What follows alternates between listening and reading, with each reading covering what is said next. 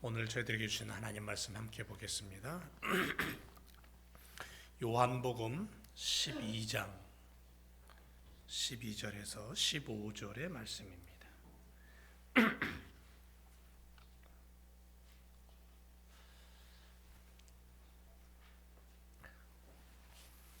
12절 제가 읽고 그 다음 절 여러분들이 읽고 마지막 절은 함께 말씀 읽도록 하겠습니다. 요한복음 12장 12절. 그 이튿날에는 명절에 온 큰 무리가 예수께서 예루살렘으로 오신다 함을 듣고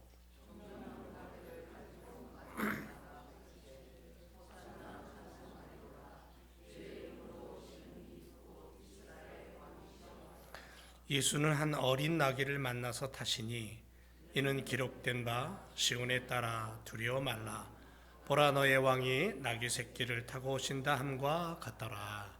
아멘. 오늘 말씀의 제목은 생명을 위한 죽음의 걸음이라는 제목으로 함께 은혜를 누리기를 원합니다. 마리아가 향유옥합을 깨뜨려서 예수님의 발에 붓습니다. 자기의 머리털로 예수님의 발을 닦습니다. 그 사건이 바로 어저께 예수님의 예루살렘 입성하시는 이 종료 주일 바로 전날 토요일에 있었던 사건입니다. 나사로 까닭에 예수님을 죽이려는 음모가 일어났던 그런 날입니다. 그런데 그런 사건들을 뒤로 하고 예수님은 나귀를 타고 예루살렘을 들어오십니다. 이것은 예수님께서 예루살렘에 공식 입성하시는 것으로 당신 생애의 마지막 한 주간을 시작하는 아주 중요한 그러한 사건이라고 할 수가 있습니다. 특별히 이 종료주일 예루살렘으로 들어오시는 이 사건은 지금까지 천국 복음을 전파하며 자신이 죽은 이후에 몸된 교회를 세우고 그것을 지켜나갈 제자들을 어떻게 하면 올바로 훈련하실까, 올바로 세우실까 하는 그런 고민을 가지고 제자들을 양육하고 천국 말씀을 전하고 하시던 예수님이 자신의 모습을 감추며 여기까지 오셨는데 이제는 비로소 세상 앞에 자신이 누구인가를 당당하게 드러냅니다. 모든 죄를 담당하고 모든 죄를 짊어지고 골고다를 오르시는 성육신하신 메시아 구세주 만천하에 공개적으로 선언하는 사건이 바로 이 종료주일을 기점으로 해서 고난주간에 펼쳐지는 아주 놀라운 메시지가 담겨있는 시간입니다. 예수님의 예루살렘 입성 소식을 들은 예루살렘의 수많은 사람들은 거리로 뛰쳐나옵니다. 종려나무가지를 끊어서 흔들며 호산나를 외칩니다. 다윗의 자손을 외칩니다. 죽은 자까지도 살리신 예수님께서 자신들에게 승리와 구원을 가져다 줄 것이라는 엄청난 기대에 부푼 소망을 가지고 예수님을 맞이합니다. 물론 그들이 기대하는 영적이고 궁극적인 모습은 전혀 아닙니다. 그들이 바라고 기대하는 것은 영적인 부분 아닙니다. 그들이 바라는 것은 하나님 나라 아닙니다. 지극히 현세적인 겁니다. 지극히 현실적인 모습입니다. 로마 제국의 압제로부터 해방되어 정치적인 압박에서 경제적인 압박에서 메시아의 왕국이 우리들에게 영광과 축복을 줄 것이라는 극히 현세적인 그러한 기대감을 가지고 예수님을 맞이하고 있습니다. 그렇기 때문에 그들은 자신들이 그토록 열렬히 환호하던 예수님께서 지상의 메시아 왕국을 건설할 의도가 없다라는 것을 확인한 이후에는 며칠이 지나지 않아 그들의 목소리는 완전히 180도 바뀝니다. 예수를 십자가에 못 박으라고. 십자가에 못 박으라고. 그렇게 외치는 장본인이 됩니다. 심지어 자신들이 그렇게 외치는 그 죄를 후손들에게까지 전가하면서 그런 어리석음을 범하고 맙니다. 토마스 아킨포스는 그리스도를 본받아라는 유명한 그러한 책에서 이런 얘기를 하죠. 그리스도인은 십자가에서 도망칠 수 없다. 십자가를 피한다면 이미 그리스도를 따르는 사람이 아니다. 그대가 밖으로 도망쳐도 거기 십자가가 있을 것이고, 안으로 숨어도 거기 십자가를 볼 것이고, 위로 올라가도 십자가가 기다리고 밑으로 파고들어도 십자가가 있을 것이다. 그렇게 얘기했어요. 맞는 얘기입니다. 예수 그리스도의 사람들은 늘 십자가와 함께 해야 된다는 거죠. 1871년 10월 8일 주일날 저녁에 큰 집회가 열렸습니다. 무디 선생에 의한, 무디 부흥사에 의한 집회가 시카고에서 열렸습니다. 그날, 그 전날도 그랬고 그 전전날도 그랬고, 당시에 부흥회를 아마 하루 이틀 하는 게 아니에요. 일주일 내내 했어요. 이 주일 저녁에 무디 선생은 이런 메시지를 전합니다. 마태복음 27장 22절의 말씀을 가지고 여러분에게 숙제를 드리겠습니다. 일주일 동안 이 말씀의 해답을 생각하고 다음 주일날 여러분 예수와 함께 십자가를 질 결심이 생기는지를 얘기해 보시기 바랍니다. 그러면서 마태복음 27장 22절의 말씀이 뭐냐면 빌라도가 군중들에게 던지는 질문이었습니다. 명절이 되면 죄수 하나를 특사로 놓아주는 관례가 있는데 너희는 예수와 강도 바라바 중 누구를 선택하겠느냐? 사람들은 말합니다. 바라바를 놓아달라고. 그때 빌라도는 이런 얘기를 합니다. 그럼 그리스도라 하는 예수를 나더러 어떻게 하란 말이냐? 이 이야기를 하면서 무디는 성경 말씀을 숙제로 제시합니다. 그 옛날 군중처럼 예수님을 십자가에 못 박도록 외칠 것이냐, 아니면 예수님과 함께 십자가를 질 것이냐, 이 고백을 원했던 거예요. 무디 설교가 끝나고 생키라는 분이, 늘 무디 선생이 집회할 때는 생키라는 분이 찬양 사역자가 함께 다녔어요. 생키가 특별 찬양을 하는데 그 노랫말이 이런 거였습니다. 구주가 부르시네, 오늘 부르시네, 영원한 안식처로 어서들 가세. 정의의 심판이 다가오고 있네, 죽음의 순간이 다가오고 있네. 이런 내용의 찬양을 불렀어요. 그런데 이 노래가 현실로 그대로 드러나고 겁니다. 부흥 집회가 끝날 무렵에 거리에 불이 났는데요, 엄청난 불이 번졌습니다. 이것이 유명한 시카고 대화재입니다. 그 불로 인해서 그 밤에 수천 명이 목숨을 잃었는데 그 죽은 사람들 중에는 부흥에 참석했던 사람도 있었다라는 거죠. 무디는 그날 밤에 하나님의 법들을 회개합니다. 한 주일 뒤에 대답을 가지고 오라는 그 말을 너무너무 후회했어요. 왜냐하면 십자가는 내일 질 것이 아니에요. 십자가는 오늘 내가 지고 가야 될 나의 사명이라는 거죠. 주님의 십자가는 지금 여기 있습니다. 21세기를 살아가는, 2024년을 살아가는 오늘 우리들에게 십자가는 어디 있냐면 어저께 있는 게 아니에요. 과거에 있었던 게 아니라 지금 여기 있는 거예요. 이 순간 그 십자가를 지고 내가 골고다를 오른다는 결심이 없다면 우리는 십자가를 잃어버리게 됩니다. 십자가를 잃어버리면 생명도 잃어버리고 영생도 잃어버리고 하나님의 나라도 잃어버리는 겁니다. 죽음의 길을 온전히 걷기 위해 낙이 타고 예루살렘을 들어가시던 예수님을 떠올려 보세요. 자그마한 나귀를 타고 키가 이만큼 큰 예수님 키가 컸다 그래요. 거기에 걸터 앉아서 예루살렘을 들어오던 그 모습을 한번 상상해 보세요.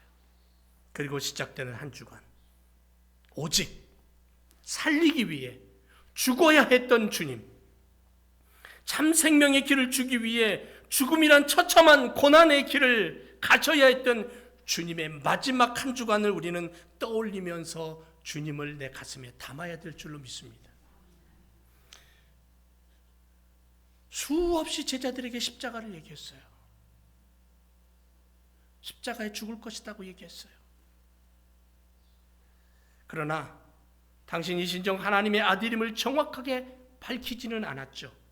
그런데 예루살렘에 가까이 오셔서 그 사실을 설명합니다. 죽음을 말하고 부활을 말합니다. 여러분, 이 시기에 유월절이 갖고 왔기 때문에 명절입니다. 적어도 예루살렘 주변 약 30km 지점에 수많은 사람들이 모여들었어요. 적어도 250만 명 정도가 예루살렘의 유월절을 지키기 위해 모여들었어요. 각 지에서. 이때를 기해 예수님은 예루살렘을 들어오시면서 생명을 위한 죽음의 길을 낙이 타고 걷고 계신 거예요. 그 예수님이 지금 내 안에 그대로 살아 역사하느냐, 나의 속에, 내 믿음 속에 물어봐야 되는 거예요. 수많은 일을 했다. 수많은 영혼을 구했다. 전도했다. 선교했다. 교회를 세웠다. 네, 중요해요. 해야 돼요. 그러나 더 중요한 것은 그것보다도 내가 지금 십자가의 주님과 함께 있느냐, 내가 지금 십자가의 주님을 붙잡고 있느냐, 이게 더 중요하다는 거죠.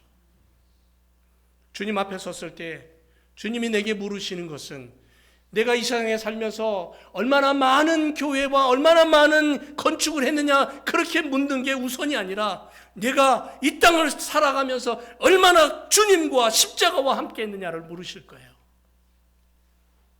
사랑하는 성도 여러분, 예수님의 예루살렘 입성을 우리는 승리의 입성이라고 말합니다. 승리하신 예수님. 왜? 예수님께서 순환을 받고 십자가의 죽음을 당하시고 그 죽음으로 끝난 것이 아니라 죽음을 이기고 3일 만에 무덤 문을 열고 부활하셨기 때문에 승리를 얘기하는 거예요. 그래서 예수님의 예루살렘 입성은 승리의 입성이라고 얘기하는 거예요. 개선장군처럼. 그렇다면 종료주의를 맞이하면서 예수님이 낙이 타고 예루살렘을 들어오시는 그 모습을 내 가슴 속에 상상하면서 나는 어떤 고백을 해야 될까? 우리는 어떤 고백을 가지고 주님 앞에 나가야 될까? 첫째는요, 예수님은 하나님입니다라는 고백이 있어야 되는 거예요. 우리는 늘 잃어버려요. 하나님은 하나님이고 예수님은 예수님이다. 아니요. 성경의 가장 기초적인 진리가 뭐냐면 예수님은 삼위일체 하나님이라는 거예요. 그걸 놓치면 안 된다는 거죠. 예루살렘에 입성하시기에 앞서 제자 2명을 보내시면서 아무도 타보지 않은 나귀를 끌고 오라고 말씀합니다. 이 말씀은 약 500년 전에 스가랴 선지자가 예언한 말씀이에요.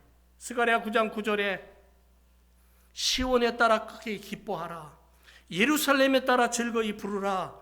보라, 내 왕이 내게 임하나니 그는 공의로우며 구원을 베풀며 겸손하여서 나귀를 탔나니 나귀의 작은 것 곧 나귀 새끼다.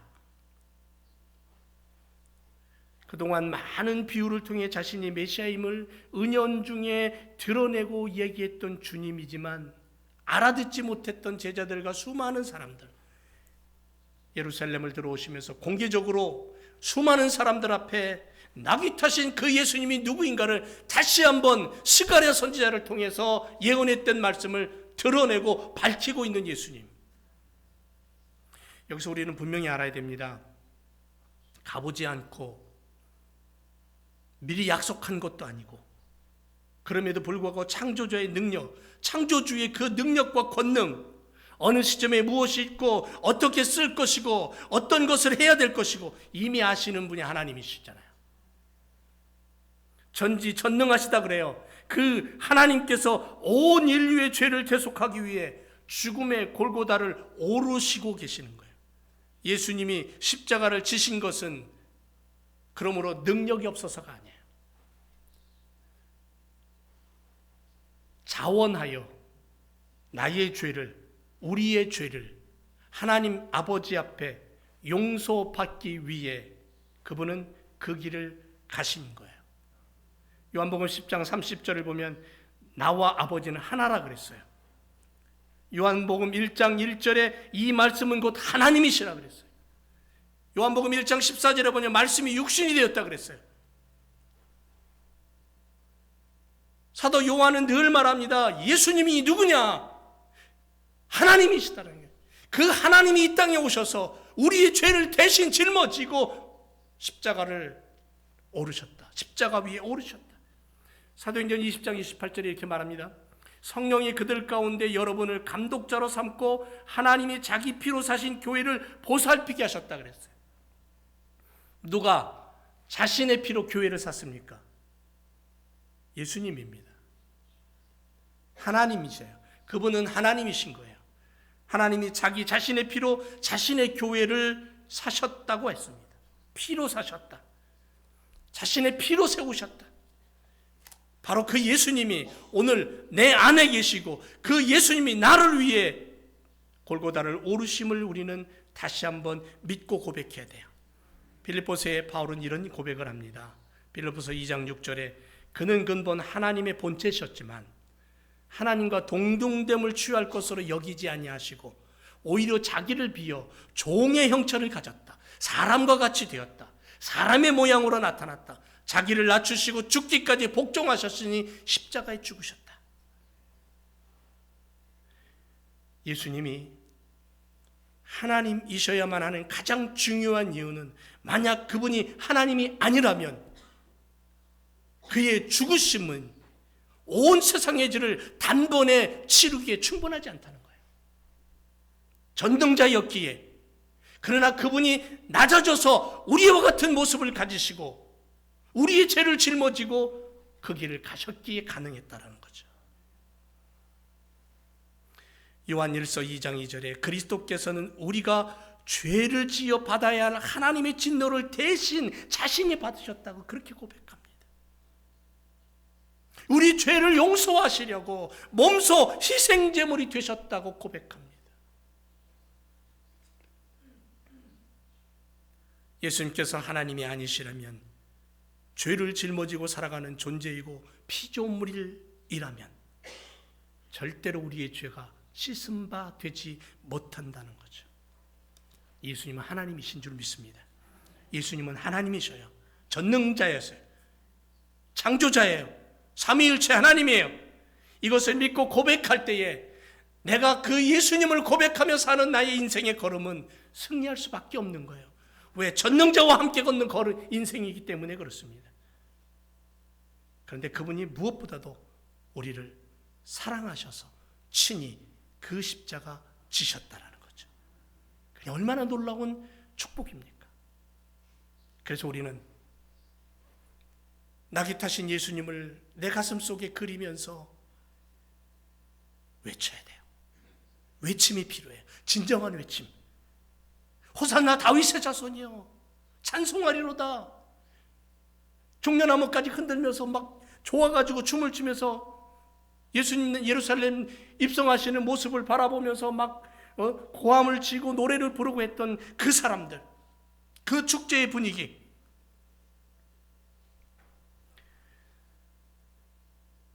백성들은 구약의 예언이 성취되고 하나님의 왕국이 건설되고 기나긴 세월의 로마 지배로부터 벗어나서 정치적이고 경제적이고 종교적인 부강한 나라를 꿈꾸며 외쳤어요. 약 3.4km를 그렇게 예수님은 나귀 타고 가셨고 수많은 사람들은 자신들의 겉옷을 길바닥에 깔며 호산나 다윗의 자손이여 찬송을 받으소서 그렇게 외치며 춤을 추며 즐거워합니다. 그런데 한번 생각해 보죠. 그들의 환호성을 듣는 예수님의 마음속에는 어떤 외침이 있었을까?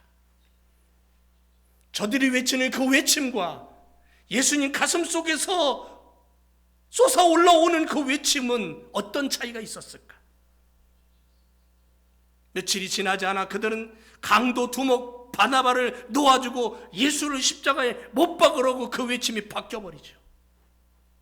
주님을 사랑하는 성도라면 이 시간, 이 순간 예수님은 어떤 심정을 가지고 그 길을 가셨을까? 저들 군중들의 외침과 주님이 원하시던 외침은 왜 다를까? 어떤 다름이 있을까? 저들이 길바닥에 옷을 깔고 나뭇가지를 꺾어 흔들며 예수님을 환영하던 그 모습과 예수님이 저들을 바라보며 예루살렘을 바라보시면서 가지셨던 그 마음의 외침은 어떤 것이었을까? 여러분, 예수님 믿습니까? 정말이에요? 정말 믿습니까? 십자가의 주님이 하나님이라고 고백한다면, 그렇다면 주님이 바라보시는 그 부분을 우리도 볼 수 있어야 되고, 주님이 외치고 싶은 그 목소리가 무엇인가를 느낄 수 있어야 된다는 거죠. 시대가 아무리 바뀌어도 이 외침은 바뀌지 않는다는 거죠. 여러분, 십자가를 등에 지고 골고다 언덕을 올라가면서 7번이나 쓰러졌어요. 제가 성지순례를 2번쯤 갔다 왔는데 이 골고다 언덕이요, 높지가 않은 것이에요. 그런데 거기로 올라가면서 7번을 쓰러졌어요. 왜? 그 전에 수많은 매를 맞고 수없이 피를 흘리고 멸시와 천대를 받고 모욕을 받고 1톤이나 넘는 무거운 십자가를 짊어지고 올라가다 쓰러지니까 도저히 안 되겠으니까 옆에 있는 사람 끌어다가, 아리마대 사람 요셉 끌어다가 대신 짊어지고 가게 하잖아요. 그렇게 골고다를 올라가셔서 양손과 양발의 못을 박혔어요. 머리에는 가시관을 쓰고요. 그 가시가 예수님 머리를 뚫어가지고 골을 뚫어서, 뼈를 뚫어서 피가 줄줄줄 흘러내리고. 한번 생각해 보세요. 왜 가셔야 했을까? 온 얼굴에 몸에 피투성이 된 그 고통스러움과 절망을 가지고, 죽음을 가지고 그분은 그 길을 올라가셨어요. 그런데 멈추지 않았습니다. 그리고 예수님의 마음속에는 어떤 외침이 있었을까? 어떤 고함을 치고 싶었을까? 피를 토하며 말하고 싶었던 것은 무엇일까? 십자가 위에서요, 매달려 있으면 몸이 무겁기 때문에 점점점 몸은 밑으로 내려간답니다. 그러면 어떻게 되는 줄 아세요? 양손에 못이 박혀 있기 때문에 이건 움직이지가 않아요. 근데 몸뚱아리 밑으로 내려가요. 처져요. 발에 못을 박았기 때문에 무릎에 힘을 주고 발에 힘을 준다가 한계가 있어요. 점점점 몸뚱아리는 밑으로 내려가면 어떻게 되냐면 심장에 압박이 와서, 그건 당해보지 않으면 모르는 처절한 고통이에요. 그런데 그 십자가 위에서 그 고통 중에 예수님은 뭐라고 고백합니까? 아버지, 저들의 죄를 저들에게 돌리지 마세요. 우리를 향해 못을 박는 자들을 향해, 구경하는 자들을 향해 화를 내지 아니하시고 저들을 용서하소서. 아버지, 엘리 라마 사박다니 그러잖아요. 하나님을 향해서 왜 나를 버리냐고 그렇게 고통스러워하는 예수님의 마음속에 예수님이 소리치고 싶은 그 마음, 그 소리는 무엇일까? 한 번쯤 우리 마음속에 들여다보고 그 주님이 원하시는 그 음성은 뭘까? 한 번쯤 생각할 필요 있지 않을까요? 한 영혼을 지극히 사랑하셔서 목숨과 피를 주시기까지, 하늘나라가 여기 있다고, 영원한 참 진리와 생명이 여기 있다고, 죽음을 이길 수 있는 힘이 여기 있다고, 내게 있다고 외치고 계시는 주님의 십자가를 우리 한번 좀 들여다볼 필요가 있어요. 21세기 살아가면서 너무 좋은 세상을 살고 있습니다. 그럼에도 불구하고 지구촌 다른 곳에서는 수많은 전쟁과 압제자로 인해서 고통받는 인생들이 너무 많습니다. 이러한 세상을 살아가는 그리스도인들이 주님이 원하시는 그 마음, 주님이 제자들에게 외치고 싶었던 그 목소리는 무엇인가를 우리가 다시 한번 가슴속에 떠올리면서 주님이 원하심을 바라볼 수 있고, 주님이 가신 그 길을 나도 걸을 수 있는 그러한 믿음의 인생이 되어야 될 줄로 믿습니다. 여러분, 분명히 기억하세요. 주님이 가신 그 길은 죽음의 길이었어요. 멸시와 천대와 조롱과 피 흘림의 길이었어요. 예수님은 스스로 그 불구덩이 속에 뛰어드는 모습이었어요. 한 아이가 우리에게 낳고 한 아들을 우리에게 주신 바 되었는데 그 어깨에는 정사를 메었고 그 이름은 기묘자 모사 전능한 하나님 영존하신 아버지 평강의 왕이라고 이사야는 그렇게 고백을 해요.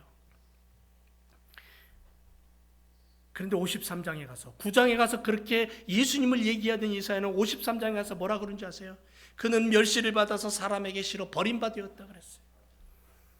간고를 많이 겪었고 질고를 하는 자라 사람들에게 얼굴을 가리우고 보지 않음으로 받은 자 같아서 멸시를 당하고 우리는 그를 귀히 여기지도 않았다 그랬어요.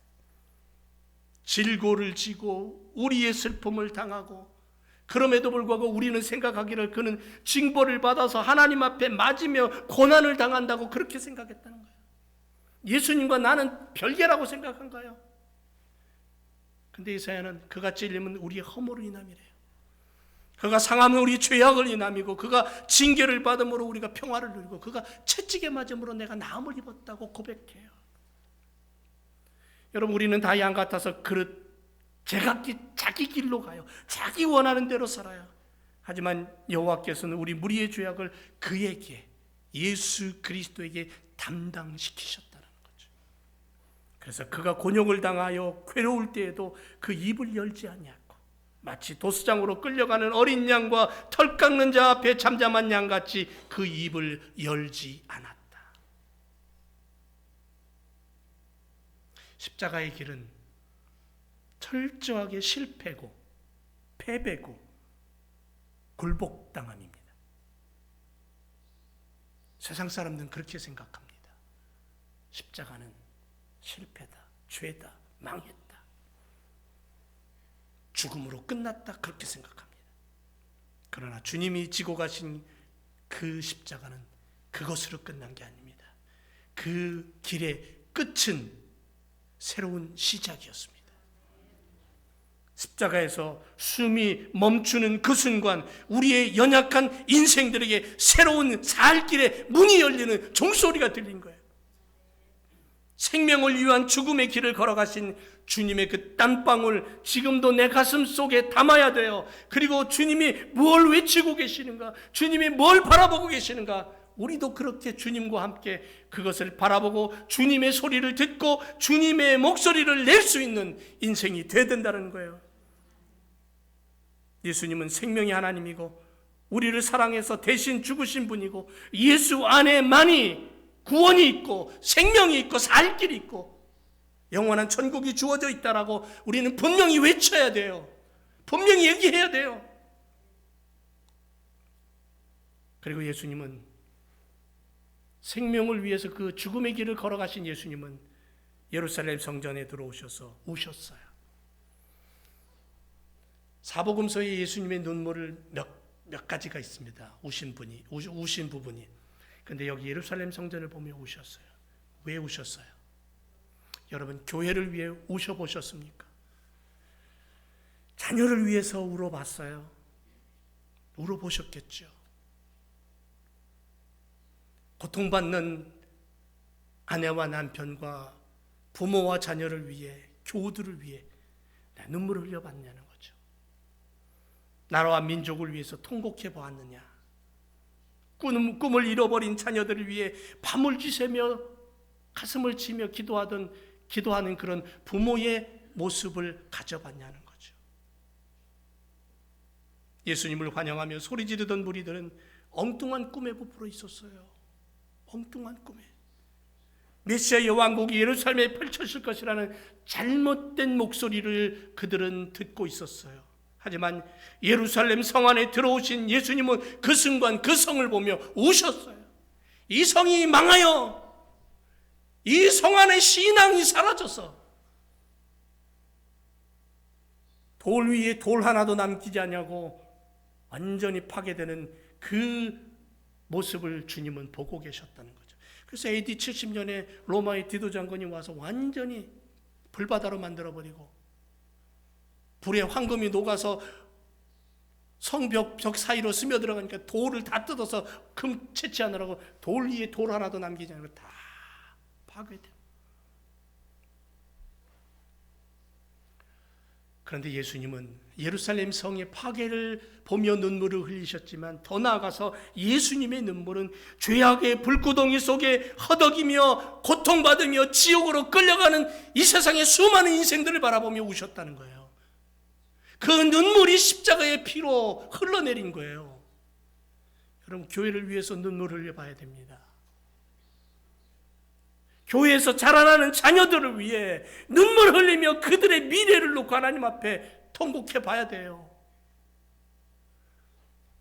우리 시대 다 떠나면 이 교회 누가 지킬 겁니까? 이 지구촌에 세워져 있는 교회들마다 1세대가 지나면 사라져버리고 십자가가 쓰러져버리고 교회가 폐허가 돼버린다면 어떡할 겁니까? 십자가를 지시기 전에 주님은 당신의 백성들을 바라보시면서 눈물을 흘리셨어요.